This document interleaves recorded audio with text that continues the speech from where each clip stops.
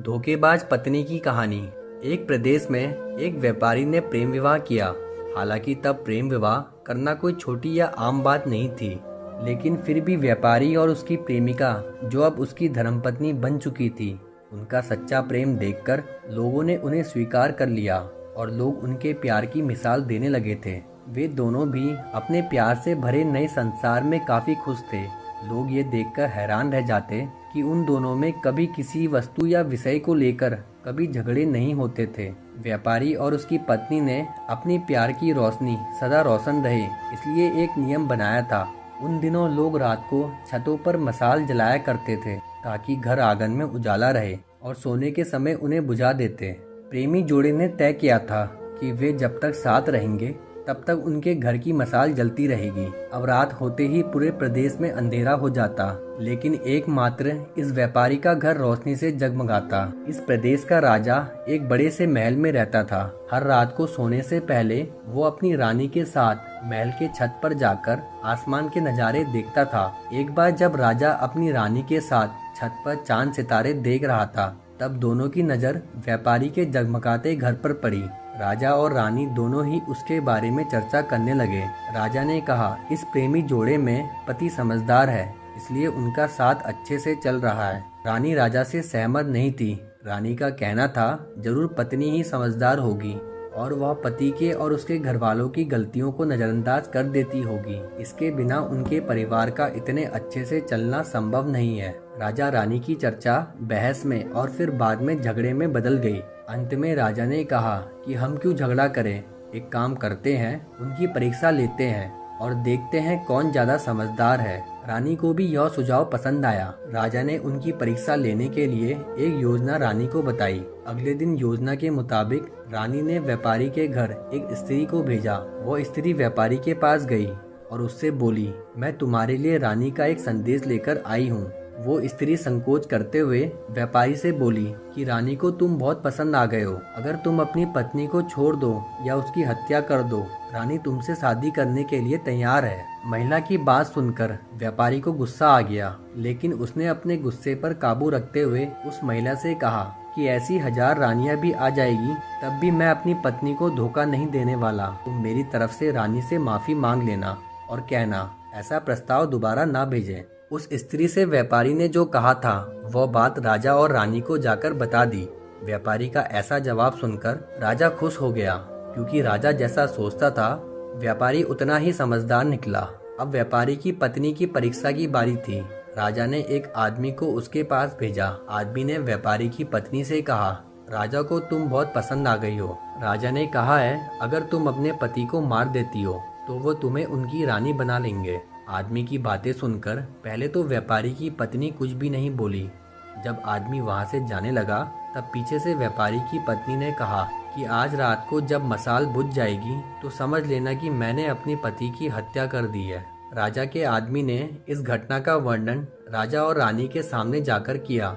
राजा को व्यापारी की पत्नी पर काफी गुस्सा आया, लेकिन रानी ने राजा से कहा कि वह सिर्फ ऐसा कह सकती है, कर नहीं सकती। आखिर वह उसकी पत्नी है और प्रेमिका भी। राजा ने तय किया कि व्यापारी को खतरे में नहीं डालना चाहिए, इसलिए राजा ने अपने कुछ सिपाहियों को आदेश देकर उनके घर के पास खड़ा रहने के लिए कहा। राजा ने उनको समझाया कि जैसे ही व्यापारी के घर की मशाल बुझे तो तुरंत उसके घर में घुस जाना और व्यापारी को बचा लेना। रात होते ही राजा और रानी अपने महल के छत पर आकर व्यापारी के घर की तरफ देखने लगे। आधी रात हो गई, लेकिन कुछ भी नहीं हुआ। रानी राजा से कहने लगी, देखा, मैं कहती थी ना कि वह सिर्फ कह सकती है, ऐसा नहीं कर सकती। रानी ने यह शब्द कहे ही थे कि राजा ने देखा कि व्यापारी के घर की मशाल बुझ चुकी है। राजा को व्यापारी की चिंता होने लगी। थोड़ी देर बाद राजा के वह सिपाही जो व्यापारी की सुरक्षा के लिए वहाँ खड़े थे, राजा के पास आए और उन्होंने राजा को व्यापारी की मौत की खबर सुनाई। राजा ने कहा, तुम्हारे होते हुए व्यापारी कैसे मर सकता है? सिपाहियों ने कहा कि उसकी पत्नी ने दिन में ही जहर दे दिया था और रात को पति के मरने के बाद उसने घर की मशाल बुझाई, इसलिए हम कुछ भी नहीं कर पाए।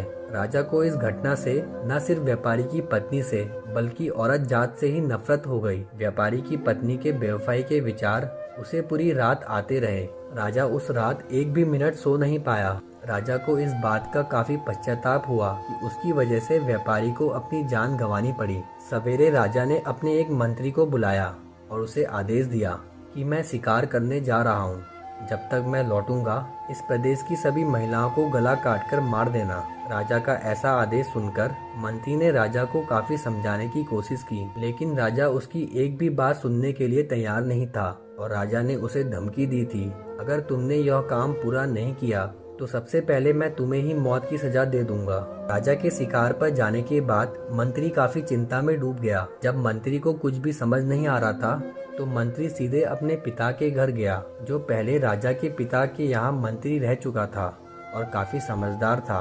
मंत्री ने अपने पिता को सारी बात बताई। बेटे की बात सुनने के बाद उसके पिता ने उसे कहा कि सबसे पहले तुम कहीं पर छुप जाओ, क्योंकि राजा जब लौटेगा और देखेगा कि तुमने उसका हुक्म नहीं माना है तो वह तुम्हें सजा देगा। मैं देखता हूँ किसी तरह राजा को समझाता हूँ। रात को जब राजा लौटा और उसने देखा कि उसके प्रदेश में सभी महिलाएं पहले की तरह अपना काम कर रही हैं, घूम रही हैं, तो उसे मंत्री पर बहुत गुस्सा आया। हर जगह तलाश करने के बाद जब मंत्री नहीं मिला तो राजा सीधे मंत्री के पिता के घर जा पहुंचा। राजा ने मंत्री के पिता से मंत्री के बारे में पूछा। मंत्री के पिता ने राजा को शांत करने के लिए पानी दिया, बैठने के लिए कहा और बाद में राजा से पूछा कि आप क्यों सभी महिलाओं को मारना चाहते हैं। राजा ने व्यापारी वाली पूरी कहानी मंत्री के पिता को बताई। मंत्री के पिता ने कहा, एक दिन मैं जंगल से गुजर रहा था। अचानक एक नकाबपोश घोड़े पर सवार होकर आया और मुझे बंदी बनाकर घसीटते हुए कब्रिस्तान लेकर गया। वह मुझे एक कब्र के पास लेकर आया। वहाँ पर पहले से एक कब्र खुदी हुई थी और एक सर कटा आदमी उस कब्र में था। उस नकाबपोश ने मुझे उस कब्र में मिट्टी डालने के लिए कहा। जब मैंने कब्र को पूरी तरह मिट्टी से ढक दिया तब उसने मुझे बाजू में एक और कब्र खोदने के लिए कहा। मुझे लगा यह दूसरी कब्र मेरे लिए ही खोदी जा रही है।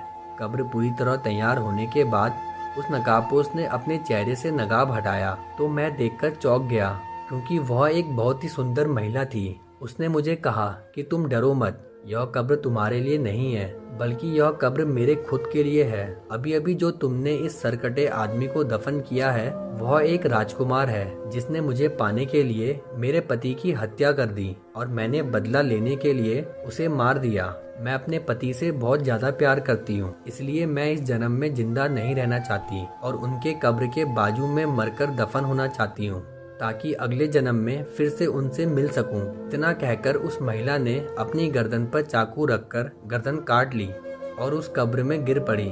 मेरे पास कोई दूसरा उपाय नहीं था, क्योंकि मुझे पता चल चुका था कि वह मुझे सिर्फ अपने आप को कब्र में दफन करने के लिए वहां तक लेकर गई थी। मैंने उसे दफन किया और अपने घर वापस लौट आया। महाराज, आपने जिस घटना को देखा है उसमें एक महिला ने धोखेबाजी की है, लेकिन मैंने जो कहानी सुनाई है, मैंने जिस घटना को अनुभव किया है, उसमें एक महिला ने अपने पति के प्यार में अपनी जान दे दी।